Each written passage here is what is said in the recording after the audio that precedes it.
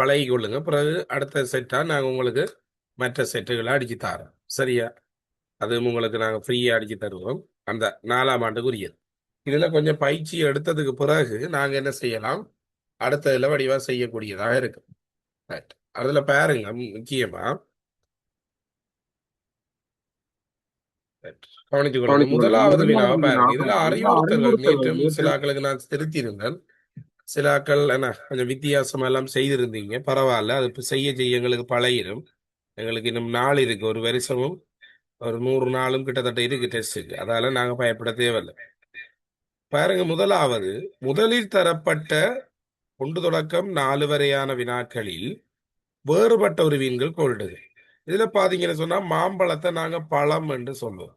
பழ வகைக்குள்ள வரும். அதே போல இந்த மாம்பழமும் இதுவும் பழ வகைக்குள்ள வரும். இதுல வேறுபடுறது என்னன்னு சொல்லி பாத்தீங்கன்னு சொன்னா 2வது விடையாக இருக்கும். அதே போல இது ரெண்டும் விலங்குகள் என்று சொல்லி பார்த்தோம்னு சொன்னா இதுல வேறுபடுறது பறவையா இருக்கு. அதே போல புத்தகத்துல எழுதுறதுக்கு கொப்பியில் எழுதுறதுக்கு பென்சில் வேணும். அப்ப இது ரெண்டும் தொடர்படும். வேறுபடுறது இந்த விடையாக இருக்கு. யாருக்கும் ஏதாவது டவுட்னா நீ படிக்க கேளுங்க பிள்ளைகளா. எங்களுக்கு அது விலங்கல்னு சொல்லி கேளுங்க. நான் சொல்லித்தரேன். ரைட். அடுத்தது பாருங்க. இது மேசையும் கதிரையும் தான் தொடர்பானது. ஆகவே தொடர்பில்லாதது என்று சொன்னா சைக்கிளா இருக்கு. அடுத்தது 5வது வினாவை பாருங்க. தரப்பட்ட வாக்கியங்களில் தடித்த எழுத்தினால் காட்டப்பட்டுள்ள சொற்களுக்கு முதலாவதுல தடித்த எழுத்தால காட்டப்படுறது பூக்கள் என்பது. பூக்களுக்குரிய ஒத்த கருத்து சொல்லேதன்னு சொல்லி பாத்தீங்கன்னு சொன்னா மலர்களாக இருக்கு. அதே போல மகிழ்ச்சிக்கு ஒத்த கருத்து சொல்லேதன்னு பாத்தீங்கன்னு சொன்னா சந்தோஷமா இருக்கு. ரைட். இந்த முதல் பக்கத்துல யாருக்கும் ஏதாவது கேட்கணுமா?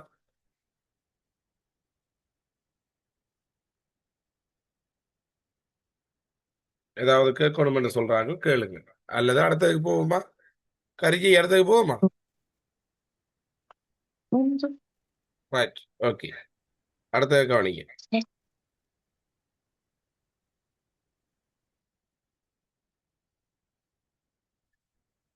ரைட். இதுல பாருங்க பிள்ளைகள், 7 தொடக்கம் 10 வரையான வினாக்களுக்கு அடுத்து வர வேண்டிய ஒருவர் தெரிவு செய்யணும் சொல்லி கேட்கிறாங்க. இப்ப முதலாவது நாங்க திசையில பார்த்தோம்னு சொன்னா திசை படிச்சிருக்கிறோம். மேற்கு திசையை நோக்குது.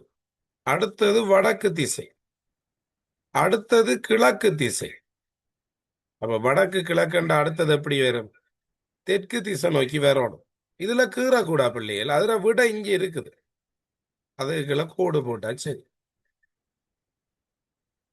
அடுத்ததை பாருங்க. அதாவது இது வருது, அடுத்த தரம் இது வருது. அதாவது உள்ள நுழற்றுப்பட்டிருக்கு, இங்க நுழற்றுப்படல.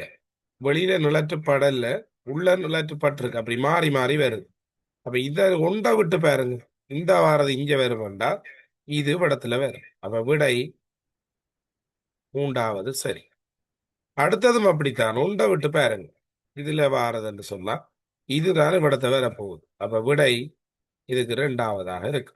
அதே போல இதுவும் அதே மாதிரிதான். உண்டை விட்டு வருது. இப்ப இந்த இருக்கிறது விடத்துல வரும். அப்ப அதுக்கு விடை 1வது சரியாக இருக்கு. இதுல யாருக்கும் ஏதாவது டவுட்கள் இருக்கா? அடுத்த கேள்விக்கு போவோமா? ரைட். இதுல முக்கியமான விஷயம் என்னன்னு சொன்னா பிள்ளைகள், முதல் எங்களுக்கு சரியா எண்ண தெரிஞ்சா சரி. இதுல பாருங்க, வடிவா கவனிச்சு கொள்ளுங்க. சதுரங்களை எண்ணுவோம். 1 2 3 4 5 6 7 8 9 சதுரம் 10 இருக்கு. சரி, அடுத்ததை பார்ப்போம்.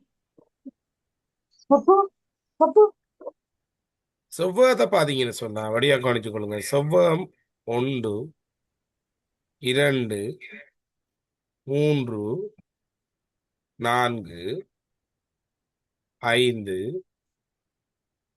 6 7 செவ்வகம் 7 இருக்குது.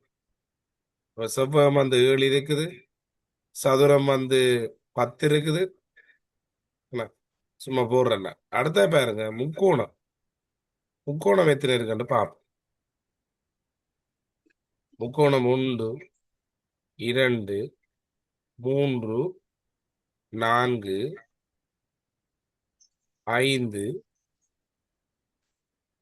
6, 7, 8, 9, 10, 11, 12 இருக்கு. முக்கோணங்கள் வந்து 12 இருக்குது. ஏதாவது ஒரு விடையில நோட் பண்ணிக்கொள்ளுங்க, இல்ல தனியே தனியே போடலாம் இல்லையா. அடுத்தது வட்டத்தை பாருங்க. வட்டம் எத்தனை இருக்குன்னு சொல்லி பாத்தீங்கன்னு சொன்னா 1, 2, 3, 4, 5, 6, 7, 8, 9, 10. வட்டமும் 10 இருக்கு. இப்ப கேள்வி என்னடா பிள்ளைகள், முதலாவது கேள்வியை பாருங்க. மேலுள்ள அடைப்பில் அதிகமாக இருப்பது முக்கோணம் 12 இருக்குது. குறைந்தளவா இருக்கிறது செவ்வகம் 7 தான் இருக்குது. சம எண்ணிக்கையில் இருக்கிறது எது பாத்தீங்கன்னு சொன்னா சதுரமும் வட்டமும். சதுரமும் வட்டமும் 10 10 இருக்குது. ஆகவே அதுக்கு சரியான விடை வந்து என்ன, இந்த விடையெல்லாம் நோட் பண்ணீங்கன்னா சரி.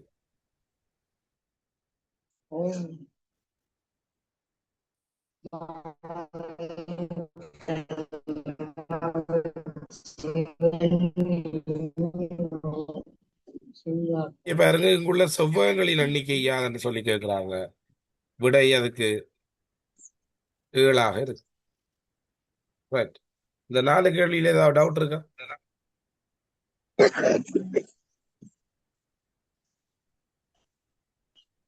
ஏதாவது கேட்கிறேன்னா நீங்க நிப்பாட்டி வச்சு அதை மைக் ஆன் பண்ணி கேட்கலாம் இல்லைங்களா. நோட் பண்றாங்க, நோட் பண்ணிக்கொள்ளுங்க.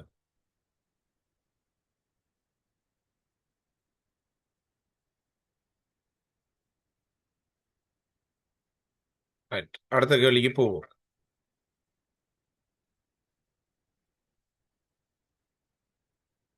ரைட், இதை பாருங்க. சேவல் கூவும் என்பது போல காகத்தின் ஒலிமரபு கரையும். வெயில்ல எங்களுக்கு வெப்பமா இருக்கும். இப்ப எங்களுக்கு தெரியும் வெயில்ல காலத்துல கடும் வெப்பமான சூழல் இப்ப நிலவுதானே. நீங்க வெயில் இதுல பார்த்து விடுமுறை என்று போட்டு வெயில்ல விளையாடாதீங்க. ஏன்னா என்ன சொன்னா இப்ப இருக்கிற வெப்பமான சூழ்நிலை அவ்வளவு கடினமான ஒன்றாக இருக்கும். ஆகவே வெயில் காலத்துல வெப்பமா இருக்க வேண்டாம், மழை காலத்துல குளிராக இருக்கு.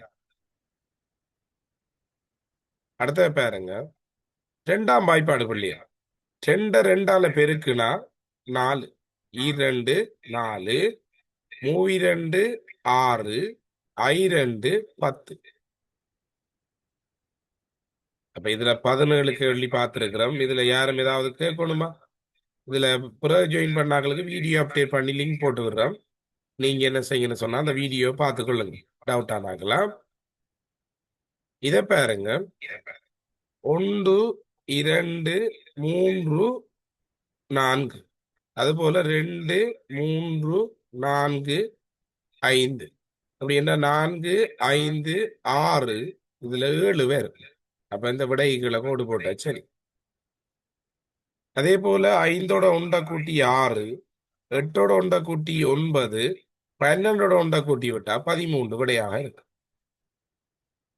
இது 3 2ஐயும் கூட்டி விட்டீங்கன்னு சொன்னா 5 வரும். 4 3 7, அதே போல 5 4 9, விடை 3வது சரியாக இருக்கு. அதை கவனிச்சு கொள்ளுங்க. அடுத்த பாருங்களா. ரைட், இங்க பாருங்க பிள்ளைகள், இதுல பாத்தீங்கன்னா முக்கோணம், வட்டம், சதுரம், செவ்வகம் 4 தள வடிவங்களும் வருது. அப்ப இதுலயும் முக்கோணம், சதுரம், வட்டம், சதுரம் வந்தா இதுல கட்டாயம் என்ன வரணும்? ஒரு செவ்வகம் வரணும். அப்ப விடை 2வது சரியாக. இதுல இரவு நேரங்கள்ல நடமாடுறது இந்த வௌவாலும் ஆந்தையும் தான். அப்ப விடை பியும் ஈயும் என்பது சரியான விடை. அதே போல தாவர உணவுகளை மட்டும் சாப்பிடுறது மான் தாவர உணவுகளை மட்டும் சாப்பிடும், சீயும் சாப்பிடும், முயலும் சாப்பிடும். ஆகவே விடை முதலாவது சரியாக இருக்கும். இதுல யாரும் ஏதாவது கேட்கிறோம்டா நீ படி கேட்கலாமா? இதுல பயப்பட தேவையில்லை, ஒன்றும் செய்ய தேவையில்லை. நாங்க இப்பதானே பேப்பர் செய்ய ஸ்டார்ட் பண்ணியிருக்கிறோம். அது 3ஆம் ஆண்டு இலகுவான பேப்பர் தான் உங்களுக்கு தரப்பட்டிருக்கு. அதால நீங்க என்ன செய்யுங்க, அதை செய்து பழகுங்க. இது முடியக்குள்ள நான் உங்களுக்கு 4ஆம் ஆண்டு பேப்பர் தருவேன். அதை கொஞ்சம் அதுல நாங்க மார்க்ஸ் எல்லாம் பார்க்க வேண்டி இருக்கு. அடுத்த பாருங்க, தரப்பட்டுள்ள உருவுடன் தொடர்புடைய மிகச் சரியான விடையின் கொள்கை. இதுல பாத்தீங்கன்னு சொன்னா கப்பலுக்கு சில் இருக்கா? இல்ல. அப்ப முதலாவது விட வராது. அதே போல 2வது விடை ஏன் வராதுன்னா தரையில போகுமா கப்பல்? அப்ப 2வது விடையும் வராது. ஆகவே 3வது விடை சரி. கப்பலை போக்குவரத்துக்கு மாலுமி செலுத்தி செல்வார். அதே போல அடுத்ததுக்கு பாத்தீங்கன்னு சொன்னா யானை இறைச்சி சாப்பிடாது. அப்ப முதலாவது விடை வராது. அதே போல வீடுகள்ல யானை வாரலாம். ஆனா இப்ப யானை வருது, அது அடுத்த பிரச்சனை. ஆனா உண்மையா காடுகள்லாம் இருக்கிறது. ஆகவே மிருகம் தாவர உண்ணி பலமானது என்று என்று பார்த்தோம் சொன்னா 2வது விடை சரியாக இருக்கு. அடுத்த கவனிங்க.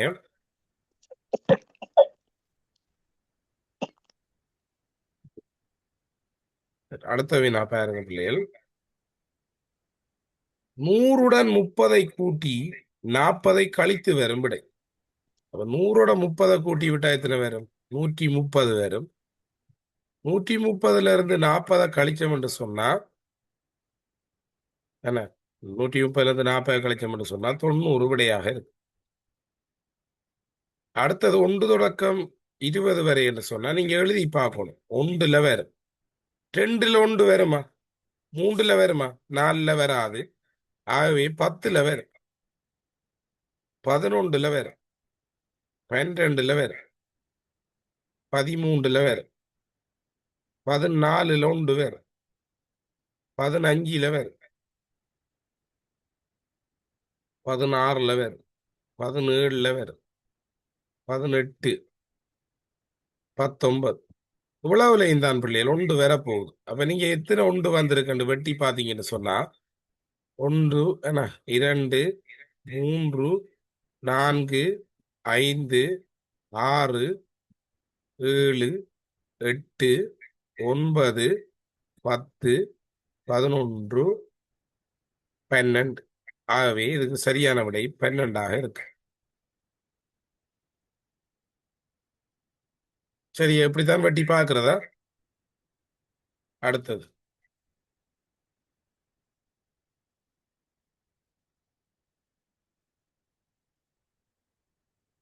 right. இன்று திங்கட்கிழமை எனில் நாளை மறுநாள் என்ன கிழமை? இதுல பாத்தீங்கன்னு சொன்னா பிள்ளைகள், இன்று திங்கள் என்று சொன்னால் நாளைக்கு செவ்வாயா இருக்கு, நாளை மறுதினம் புதன்கிழமையா இருக்கு. ஆகவே அதுக்கு சரியான விடை என்ன, புதன்கிழமை. இன்று திங்கள் என்றால் நாளை செவ்வாயா இருக்கும், நாளை மறுநாள் புதனா இருக்கு.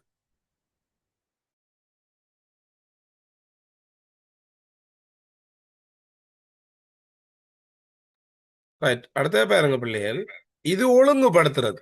முதலாவது விடைய பாருங்க சி, சிஏ. இந்த விடைய பாருங்க CADEB என்று இருக்கு. சீரது பாருங்க, நதியா குளித்து விட்டு வந்தா, புத்தாடை அணிந்து கொண்டா, பூக்களை பறித்தா, பூக்களை பறித்து கொண்டு வந்தா, கோயிலுக்கு சென்றா, இறைவனை வழிபட்டா. இது சரியா இருக்கு தானே? ஆகவே முதலாவது விடை சரி. இந்த 31 32க்கு ஷார்ட்கட் சொல்லி தரேன் பிள்ளைகள், கவனிச்சு கொள்ளுங்க. எப்படி செய்யறேன்னு சொன்னா இலகுவா செய்யற மெத்தட் என்னன்னா, இப்படி வரக்குள்ள பிள்ளைகள் சரி, இது நேரடி கிளாஸ்லயும் கேளுங்க, நான் உங்களுக்கு சொல்லி தரேன் விளங்காட்டி. அதாவது இந்த நட்சத்திரத்தோட வட்டத்தை கூட்டுனா 10 வரும். நட்சத்திரத்துல இருந்து வட்டத்தை கழிச்சா 6 வரும். அப்படின்ற பாருங்க, இந்த கழித்தலுக்கு முன்னுக்கு இருக்கிறது தான் இந்த நட்சத்திரம் தான் பெறுமதி கூடியதா இருக்கு. அப்படி என்றதுக்கு என்ன செய்யலாம் என்று சொன்னா, இந்த 10ஐ 6ஐயும் கூட்டுங்க, 16. இந்த 16 2 உரு இருக்கிறபடியா 2ஆல பிரிங்க. பிரிச்சீங்கன்னு சொன்னா அந்த பெறுமதி கூடிய உரு வந்து ஸ்டார், அது 8ஆ இருக்கு.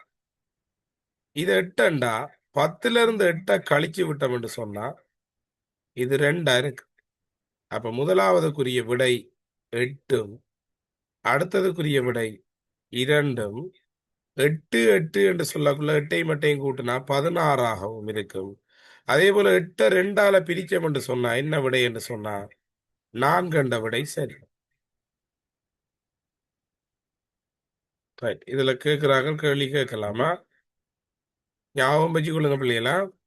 இப்ப ஸ்டார்டிங் தானே எங்களுக்கு, இது சும்மா ஒரு பயிற்சி. ஆனா 4ஆம் ஆண்டு பேப்பர் தரக்குள்ள வடிவா செய்யும். இதுல பாருங்க அடுத்த கேள்வி.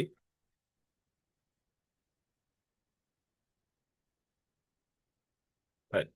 இதுல எத்தனை நிலற்றப்பட்ட பகுதி முழு உரிமை என்ன பங்குன்னு கேட்கிறாங்க. எத்தனை முக்கோணம் இருக்கு? 1 2 3 4 இருக்கு. அப்ப 4 கீழே போட்டுட்டு பகுதி என்ன போட்டுட்டு நிலற்றப்பட்டது 1 தானே, அதை மேல போட்டா சரி. இப்ப 4ல் 1 என்று சொல்றது எவ்வளவுன்னு சொன்னா 1/4 பங்கு.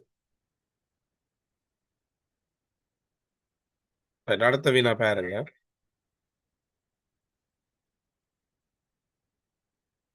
சரியான கோவையை தெரிவு செய்யன்னு சொல்லி இருக்குது. இதுல சரியான கோவை என்று சொல்றது 100 6ஆல பெருக்குனா 600 வரணும். ஆனா அங்க 1000 போட்டிருக்கு. அப்ப இந்த விட பிழை. 240 4ஆல பெருக்கணும்னு சொன்னா 400 0 நன்னாங்கு 16 6 4 2 960 தான் வரணும். ஆனா இங்க 1000 போட்டிருக்கு. அப்ப இதுவும் பிழை. 200 5ஆல பெருக்குனா 1000 என்ற விடை சரி. அதே போல 8 8ஆல பெருக்குனா 64. 64ல இருந்து 8 கழிச்சோம் என்று சொன்னா 56 விட சரி. 28 2ஆல பெருக்கணும் என்று சொன்னா 56. 56ல இருந்து 2 கழிச்சோம் என்று சொன்னா 54 வரும். ஆனா இங்க 56 போட்டிருக்கு. ஆகவே அது பிழையானது இதுதான். அடுத்தது உச்சி இல்லாதது உருளை. ரைட். இது எப்படி என்ன சொன்னா பிள்ளைகள்? 38வது கேள்வி வடிவா கவனிங்க. 38வது கேள்வியை பாருங்க. 2 பக்கம் வெட்டி பாருங்க. கதை கதை பாம பாம அடுத்த கேட்க ரிய ரிய. அப்ப முதல்ல 2 பக்கம் சமனா இருக்கிறது இதுதான். ஏன் 2வது விட வராதண்டா? இங்க பாருங்க. ஏ சட் எக்ஸ், ஏ சட் எக்ஸ், இங்க ஏ வருது, இங்க பி வருது. அப்ப 2 பக்கம் சமனா இது, இந்த விட வராது. என்ன திலோச்சன் விளங்குதா? ரைட். அடுத்த பாருங்க, கடிகாரத்துல பிள்ளைகள், இது உங்களுக்கு நீங்க படிக்கலன்னு நினைக்கிறேன். மனது செங்கோணத்துக்கும் இடையே உள்ள கோணம் செங்கோணத்திலும் பார்க்க பெருசா இருக்கிறது 4 மணிக்கு. இந்த 3 மணியும் 9 மணியும் செங்கோணத்தை காட்டு. சரி, இது பேசிக் விஷயம் தான். உங்களுக்கு ஒரு தரம் சொல்லுங்க, நான் சொல்லித்தாரேன். சரி, அடுத்த கேள்வி. ஒரு போத்தலின் நிரப்பத்தக்க பானத்தின் அளவு 200 மில்லிலிட்டர் ஆகும். அத்தகைய 8 போத்தல், அப்ப 200 8ஆல பெருக்கி விடுற, பெருக்கி விட்டீங்கன்னு சொன்னா 8 0 0 8 0 0 8 2 16. அப்ப விடை 1 லிட்டர் 600 மில்லி லிட்டர். இதுதான் பகுதி ஒன்று வினாத்தா. இதுல 40ம் சரி என்றா நோட் பண்ணிக்கொள்ளுங்க. வேணுமெண்டா நோட் பண்ணிக்கொள்ளுங்க. ஏன்னா ஒரு பிழைன்னு சொன்னா எல்லாம் சரி என்றா 100 மார்க்ஸ். சரியா? ஒரு பிழைன்னு சொன்னா 98 மார்க்ஸ். 2 பிழைன்னு சொன்னா 95 மார்க்ஸ். இப்படித்தான் உங்களுக்கு மார்க்ஸ் போடுறதா. 3 பிள்ளைன்னு சொன்னா 93 மார்க்ஸ். 4 பிள்ளைன்னு சொன்னா உங்களுக்கு 90 மார்க்ஸ். 5 பிள்ளை விட்டீங்கன்னு சொன்னா நோட் பண்ணிக்கொள்ளுங்க, பிறகு உங்களுக்கு உதவுமா, 88 மார்க்ஸ். 6 பிள்ளைன்னு சொன்னா 85 மார்க்ஸ். 7 பிள்ளை விட்டீங்கன்னு சொன்னா 83 மார்க்ஸ். 8 பிள்ளை விட்டீங்கன்னு சொன்னா 80 மார்க்ஸ். இதை நோட் பண்ணிக்கொள்ளுங்களா. 9 பிள்ளைண்டா 78 மார்க்ஸ். 10 பிள்ளைன்னு சொன்னா 75. இதை விட கூட பிள்ளை விட்டுருக்க மாட்டீங்கன்னு நினைக்கிறேன். என்ன இதை ஞாபகம் வச்சுக்கொள்ளுங்க. ரைட். இப்போ இதுல மார்க்ஸ்கள் உங்களுக்கு தெரியுமா? சொல்லுங்க பாப்பா, உங்களோட மார்க்ஸ்கள் எத்தனை எடுத்துருக்கீங்கன்னு பாப்போம். ஹரிஜிக்கு எத்தனை மார்க்ஸ்?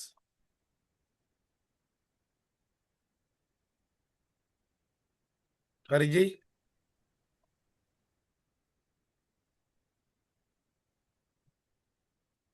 அனையா? ரைட். இதுல மார்க்ஸ் எடுத்தார்கள் பாப்போம், திருத்தினார்கள். அன்பினி எத்தனை marks ma'am? Very good. Right. Okay. Ivan Salim